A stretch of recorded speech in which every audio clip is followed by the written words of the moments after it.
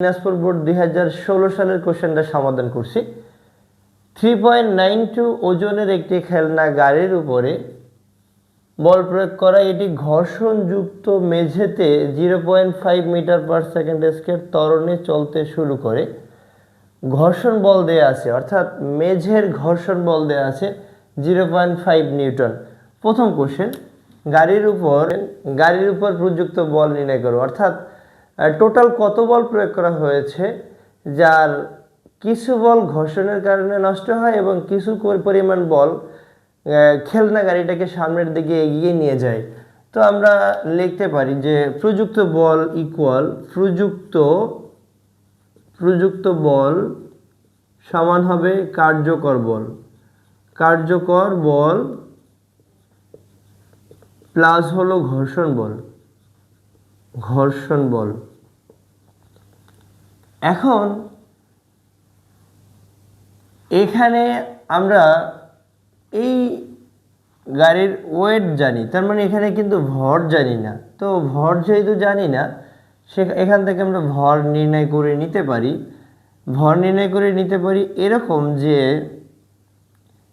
mg equal হলো 3.92, অর্থাৎ আমরা জানি ওজন, এক্স্যাক্টলি ওজন এটা আমরা এরকমও লিখতে পারি w ইকুয়াল হলো 3.92, w ইকুয়াল হলো mg ইকুয়াল 3.92। তাহলে m ইকুয়াল কত হবে, 3.92 বাই হলো 9.8। 3.92কে আমরা 9.8 দ্বারা যদি ভাগ করলে যেটা হবে 3.92, যাকে ভাগ করব এবং আমরা 9.8 দ্বারা, অর্থাৎ 0.4 কেজি আসে। 0.4 কেজি। খেলনা গাড়িটির ভর হলো 400 গ্রাম, অর্থাৎ 0.4 কেজি। পথের ঘর্ষণ বল এফকে ইকুয়াল দেয়া আছে 0.5 নিউটন দেয়া আছে। তাহলে প্রযুক্ত বল এটাকে আমরা এফ যদি বলি, কার্যকর বল এটাকে আমরা রিয়েল ফোর্স আরএফ আমি বলে দিলাম, আর ঘর্ষণ বল এফ কে কাইনেটিক ত্বরণ দেয়া আছে। এখানে ত্বরণের মান A equal 0.5 metre per second square. তাহলে জাস্ট আরএফ মানে এটা এম এ, আর এখানে এফ কে তো আছেই। এম হলো 0.4, এ হলো 0.5, আর এফ কে হলো 0.5। তাহলে এখানে আসে 4 × 20, ডান দিক থেকে 2 ঘর পর দশমিক, তাহলে 0.20 প্লাস হলো 0.5, তাহলে এটা আসে 0.70 বা 0.7 নিউটন। অর্থাৎ খেলনা গাড়ির উপর প্রযুক্ত বল ছিল 0.7 নিউটন, অর্থাৎ গাড়ির উপর প্রযুক্ত বলের মান ছিল 0.7। এটাকে আমরা 0.7 নিউটন নিতে পারি।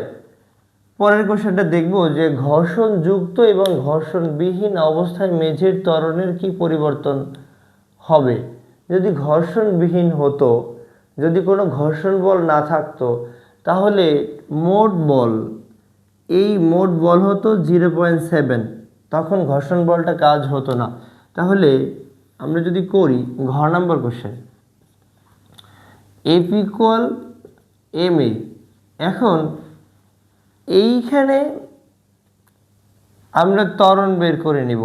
যদি ঘর্ষণ বল না থাকতো, তাহলে টোটাল বলের কারণে এই খেলনা গাড়িটা সামনে এগিয়ে যেত। তখন আমাদের হতো এম এ, এটাকে আমরা প্রাইম বলছি, M A prime, F equal M A prime বললাম, M A prime equal F হবে। এক্স্যাক্টলি এখানে এফ ইকুয়াল হবে 0.7 নিউটন। কেন? অর্থাৎ এই যে ঘর্ষণ বলের কারণে নিট বল বা টোটাল বলের একটা অংশ যে ওয়েস্ট হলো, 0.5 ওয়েস্ট হলো, এখন তো ওয়েস্ট হবে না।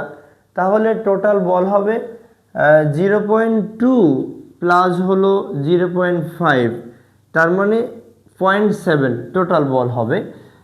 এখান থেকে আমরা ত্বরণের মান বের করব। এ প্রাইম ইকুয়াল হবে এফ বাই হলো এম। এফ হলো 0.7, এম হলো 0.4। তো এখান থেকে আমরা জাস্ট ঘর্ষণবিহীন বা ঘর্ষণ বল মুক্ত ত্বরণের মান বের করতে পারি, তাহলে ত্বরণের মান বের হয় 1.75, অর্থাৎ এখানে ঘর্ষণবিহীন অবস্থায় ত্বরণের মান হলো 1.75 মিটার পার সেকেন্ড স্কয়ার। এখন আমাদের পূর্বে ত্বরণ কত ছিল? পূর্বে ত্বরণ ছিল অর্থাৎ এক্স্যাক্টলি ঘর্ষণযুক্ত অবস্থায় ত্বরণ ছিল 0.5 মিটার পার সেকেন্ড স্কয়ার, আর এখন পেলাম এ প্রাইম পেলাম 1.75 মিটার পার সেকেন্ড স্কয়ার। তাহলে ত্বরণের পরিবর্তন আমরা করতে পারি। ত্বরণের পরিবর্তনটা কত হবে? বড়টা থেকে ছোটটা বাদ দিব। পরিবর্তন ইকুয়াল 1.75 মাইনাস হলো 0.5 মিটার পার সেকেন্ড স্কয়ার। তাহলে এটা আসবে 1.25 মিটার পার সেকেন্ড স্কয়ার। অর্থাৎ এটা ঘ নাম্বারের জন্য খুবই সহজ অঙ্ক। এতটুকু অঙ্ক করলেই বা এতটুকু করলেই আমরা 4 নাম্বার পেয়ে যাচ্ছি। ত্বরণের পরিবর্তন অর্থাৎ ঘর্ষণবিহীন, যদি টোটালি ঘর্ষণ বল না থাকে তাহলে সব বলটাই কার্যকর বল হিসেবে প্রযুক্ত হবে, তখন ত্বরণের মানটা বাড়বে, তখন ত্বরণ হবে 1.75 এবং ঘর্ষণযুক্ত অবস্থায় ত্বরণ ছিল 0.5। তাহলে ত্বরণের পরিবর্তন কত হবে? এই 1.75 থেকে 0.5 বাদ দিলে 1.25। ধন্যবাদ সকলকে।